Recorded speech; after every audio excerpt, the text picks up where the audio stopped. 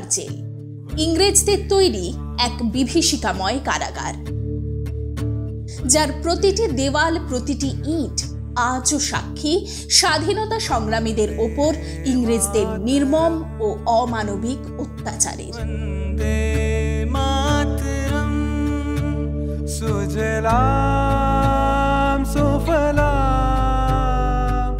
पथ हो विजय या हो शिकस्त, हर काल भीतर तू चला, प्रेरणा बन सारथी तू युद्ध के परिले चला। আজকের ভিডিওতে থাকলো সেই কুখ্যাত সেলুলার জেলের হৃদয় বিদারক কাহিনী, যার আরেক নাম কালা পানি জেল।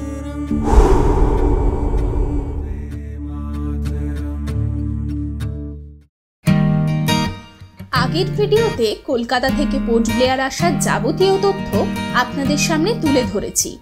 যদি সেই ভিডিওটি এখনো না দেখে থাকেন তাহলে আই বাটনে ক্লিক করে দেখে নিতে পারেন।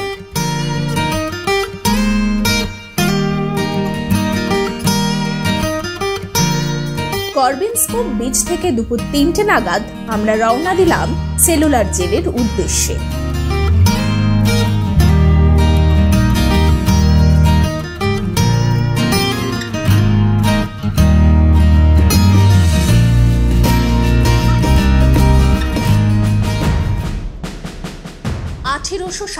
সাল সমগ্র দেশে যখন ইংরেজদের অত্যাচারের বিরুদ্ধে ভারত মাতার সন্তানেরা যুদ্ধে অবতীর্ণ হয়েছেন, ঠিক তখন ইংরেজ শাসকেরা এই ভারত মাতার দামাল ছেলেদের জব্দ করার জন্য এবং তাদের শাসনতন্ত্রকে আরও শক্তিশালী করার জন্য দেশ জুড়ে তৈরি করলেন অসংখ্য কারাগার, যার মধ্যে অন্যতম ও বিভীষিকাময় ছিল সেলুলার জেল বা কালা পানি জেল। সেলুলার জেলে ঢোকার জন্য এখানে কিন্তু টিকিট কাউন্টার রয়েছে। তোমরা এখান থেকে 30 টাকা দিয়ে টিকিট কেটে নেবে পার পারসন, তারপরে তোমরা ঢুকতে পারবে সেলুলার জেলে।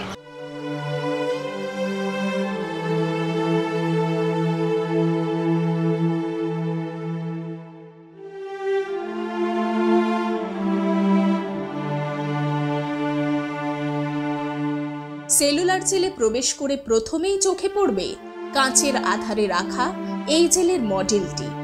সেই সঙ্গে এই কক্ষে লিপিবদ্ধ করা আছে এই জেলে কারারুদ্ধ ও অত্যাচারিত হওয়া স্বাধীনতা সংগ্রামীদের করুণ কাহিনী ও ইতিহাস।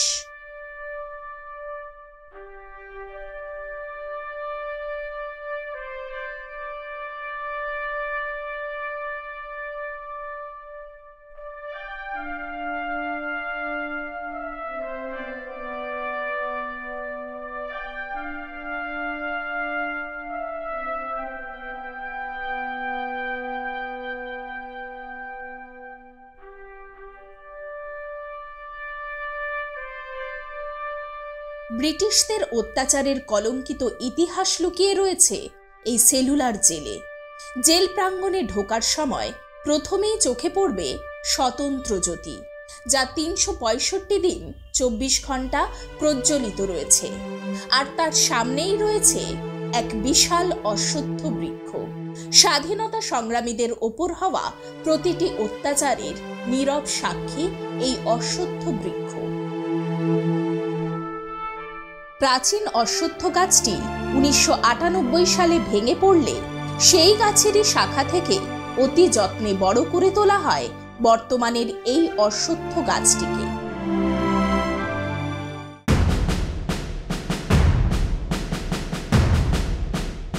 1896 সালের অক্টোবর মাসে আন্দামান ও নিকোবর দ্বীপপুঞ্জের রাজধানী পোর্ট ব্লেয়ারে সেলুলার জেল তৈরির কাজ শুরু হয় এবং 1906 সালে এই নির্মাণ কার্য সম্পূর্ণ হয়। সেলুলার জেলে সর্বপ্রথম ইংরেজ আধিকারিকদের জন্য তৈরি হয় কমিশনার হাউস, কনফারেন্স রুম ও চার্চ, এবং জেলের ওপর ও বিপ্লবীদের ওপর নজর রাখার জন্য একেবারে মাঝে তৈরি করা হলো এক বিশাল টাওয়ার। এরপরে তৈরি হয় 7টি শাখায় বিভক্ত 3 তলা উচ্চতা বিশিষ্ট বিশাল জেল।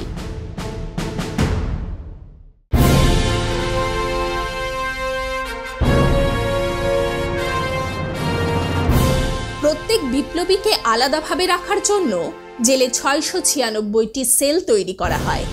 সেলগুলি এমনভাবে তৈরি করা হয় যাতে চেষ্টা করেও কোনো কয়েদি বা বিপ্লবী একে অপরের সাথে যোগাযোগ করতে না পারেন।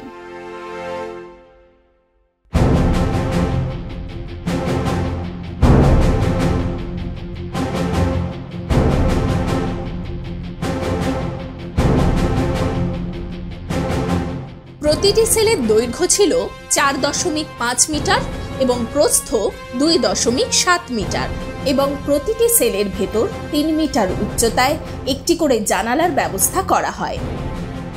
সমগ্র জেলটি নির্মিত হয়েছিল বার্মা থেকে আনা লাল ইট দিয়ে।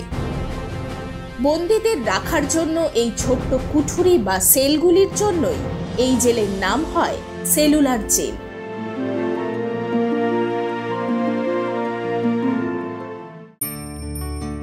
কালাপানির জেলে বন্দী থাকা স্বাধীনতা সংগ্রামীদের ওপর যে নৃশংস অত্যাচার হতো তার মাত্রা ছিল এখনকার দিনের যে কোনো জেলের তুলনায় অনেক গুণ বেশি। প্রত্যেক কয়েদিকে প্রতিদিন প্রায় 10 কেজির বেশি নারকেল আর সর্ষে পেশাই করতে হতো। কোনোদিন যদি কোনো কারণে পেশাইয়ের কাজ বন্ধ থাকতো বা কম তেল নিষ্কাশিত হতো তাহলে সেই কয়েদিদের কপালে জুটত অকথ্য অত্যাচার।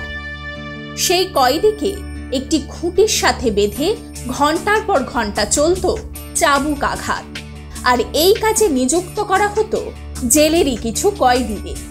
উদ্দেশ্য ভাইয়ের হাতেই ভাইয়ের রক্ত ঝরানো। আর কাজে সামান্য বিঘ্ন ঘটলেই তাদের একটি কুঠুরির মধ্যে 1 সপ্তাহ কোনো রকম খাবার ও জল ছাড়া বন্ধ করে রাখা হতো। সেলুলার জেলের কয়েদিদের শারীরিক অত্যাচারের পাশাপাশি সহ্য করতে হতো তীব্র মানসিক অত্যাচার। খাদ্য হিসেবে কয়েদিদের দেওয়া হতো পোড়া রুটি ও বুনো ঘাস সেদ্ধ, আর পানীয় জল ছিল পানের অযোগ্য বিষাক্ত পোকামাকড়ে পরিপূর্ণ।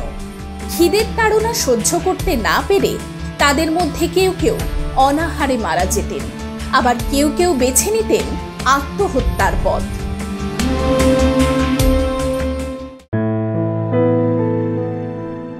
তবে অগ্নিযুগের বিপ্লবীদের মনোবল ভাঙতে পারেনি কালাপানির ভয়। দেশমাতৃকার মুক্তির ব্রতে কালাপানির সাজা তাদের কাছে ছিল সম্মানের, আত্মমর্যাদার। সমগ্র জেল পরিসরে কয়েদিদের জন্য ছিল না কোনো শৌচালয়ের ব্যবস্থা। এছাড়া সেলের দরজা এবং লক এমনভাবে তৈরি করা হয়েছিল যাতে কোনোভাবেই বন্দীরা এই তালা খুলতে না পারেন।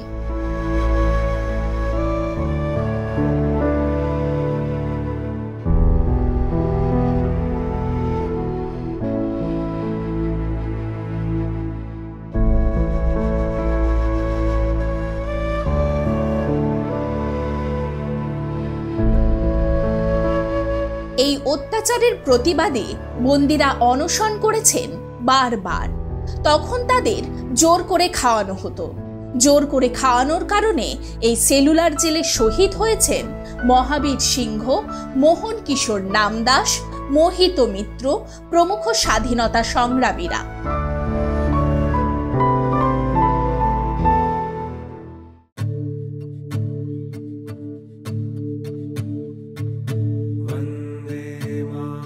শত অত্যাচার সহ্য করেও নিজের সংকল্পে দৃঢ় ছিলেন সেই দুঃসাহসী স্বাধীনতা সংগ্রামী বীর বিনায়ক দামোদর সাভারকার।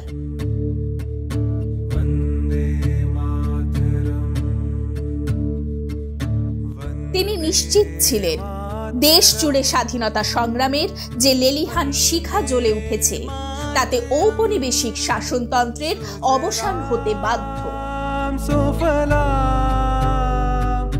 पथ हो विजय या हो शिकस्त, हर काल भीतर तू चला, प्रेरणा बन सारथी तू युद्ध के परिले चला।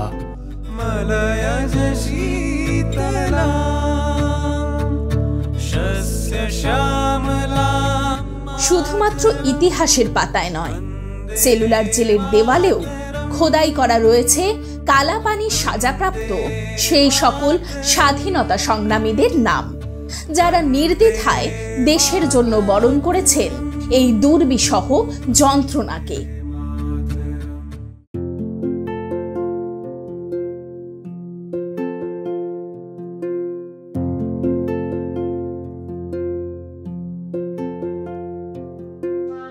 চারিদিকে সমুদ্র আর হিংস্র উপজাতিদের বাস। স্বাভাবিক কারণেই এই দ্বীপ হয়ে ওঠে ইংরেজ সরকারের পছন্দের কয়েদখানা। একবার দ্বীপান্তরিত হয়ে এখানে এলে বন্দীদের আর ফিরে যাবার কোনো উপায় ছিল না। অমানসিক কষ্ট, নির্যাতন, অমানবিক আচরণ, এই সব কিছুতে শেষ হয়ে যেত শত শত তাজা প্রাণ। আক্ষরিক অর্থেই আন্দামান সেই যুগের কালা পানি।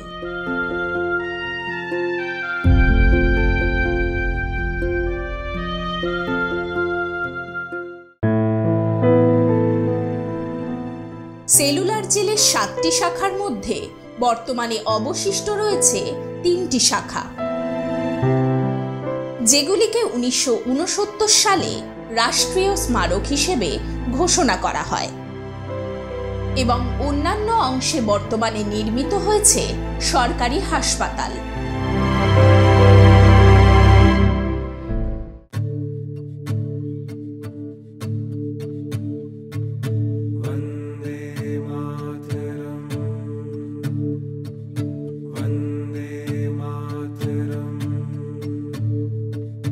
সেলুলার জেলের ফাঁসি ঘরে আজও শোনা যায় সেই বীর বিপ্লবীদের করুণ যন্ত্রণাময় আর্তনাদ।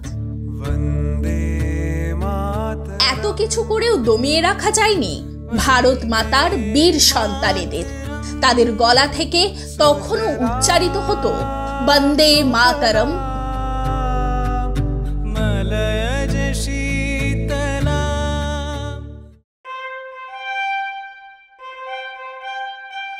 শুধু ব্রিটিশ সরকারই নয়, দ্বিতীয় বিশ্বযুদ্ধের প্রাক্কালে জাপানিরাও এই দ্বীপপুঞ্জকে অধিকার করে।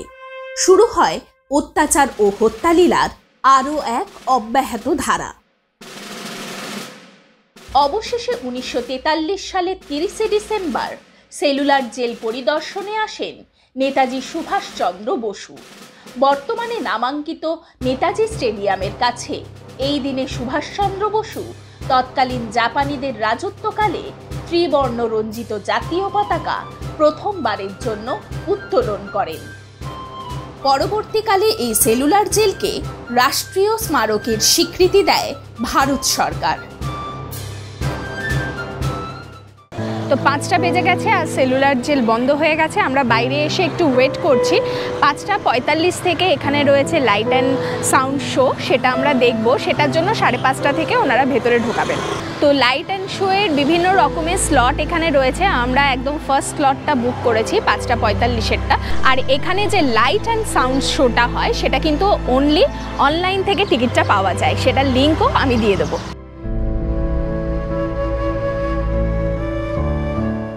আপনারা যারা সেলুলার জেল ভ্রমণে আসবেন তাদের কাছে অনুরোধ, লাইট অ্যান্ড সাউন্ড শোটি কোনোভাবেই মিস করবেন না।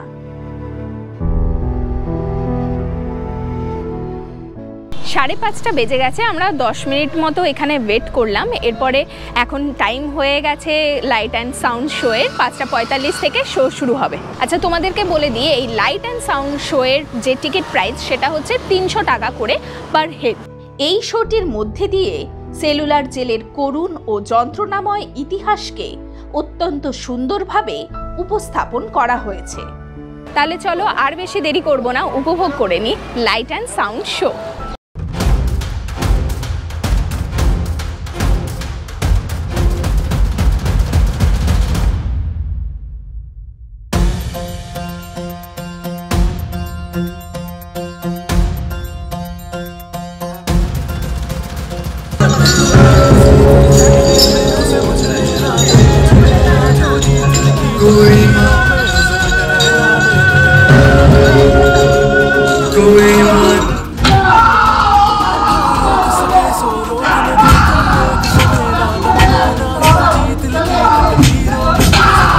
दीवार पे लिखी है कहानी लोगों, कहां से शुरू करूं ये कहानी? इतिहास और पुराण में अंडमान द्वीप समूह इसी सिलसिले में याद किया जाता रहा है। और दूसरी शताब्दी के लोग यहां आते रहे। 18वीं सदी के अंत में ईस्ट इंडिया कंपनी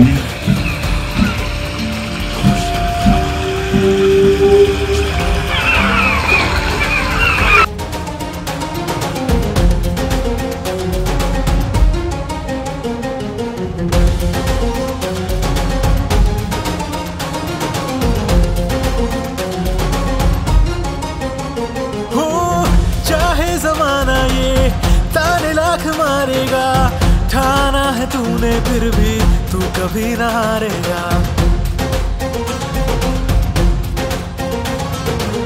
तोड़ दे तू सारी जो भी बंदिशें। 1860 से 1872 के बीच बहुत से वहाबी आंदोलनकारी अंडमान में थे। सरहदी सूबे का रहने वाला एक पठान शेर अली अफरीदी भी। हम सुना है फिरंगी का लाट साहब इधर आता है, हम भी देखने आया है जुल्म करने वाले का सरदार कैसा दिखता है।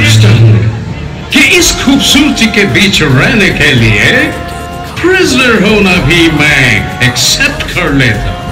जेल को बनाने में कोई 3 करोड़ ईंटें इस्तेमाल की गई। इंसानी खून पसीने की तो कोई क्यों कर रहा? दीवारें उठनी शुरू हो गई। आखिरकार 10 साल बाद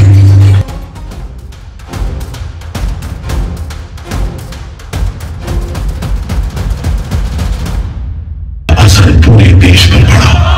जगह जगह कैदियों के समर्थन में आंदोलन होने लगे। सारे देश के राजनीतिक बंदियों ने अनशन शुरू कर दिया।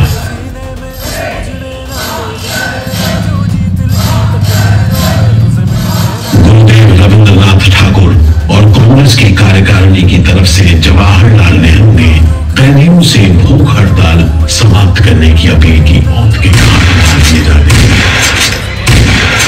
बहुत से लोग तो खाने की कमी के कारण जहाज पर लाद कर दूर समुद्र में फेंक दिए पहुंचाते थे। अपनी छोटी सी अंडमान यात्रा के दौरान नेताजी ने तिरंगा भी फहराया।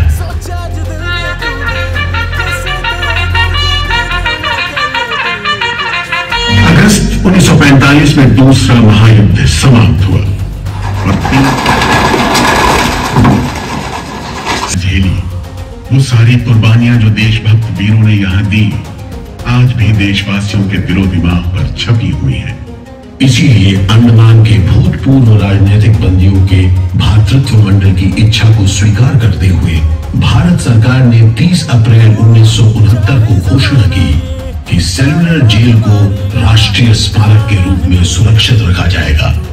भारत की आजादी के दीवानों ने जो अमानवीय यातनाएं इस कारागार में सही, ताकि भारतवर्ष आजादी की उन्मुक्त हवाओं में सांस ले सके, उन बलिदानों को आने वाली पीढ़ियां भूल नहीं पाएंगी।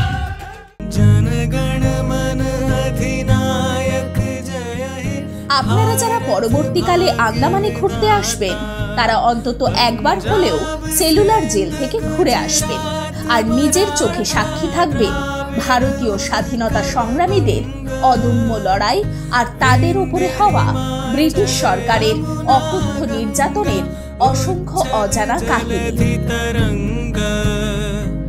तब शुभ नामे जागे, तब शुभ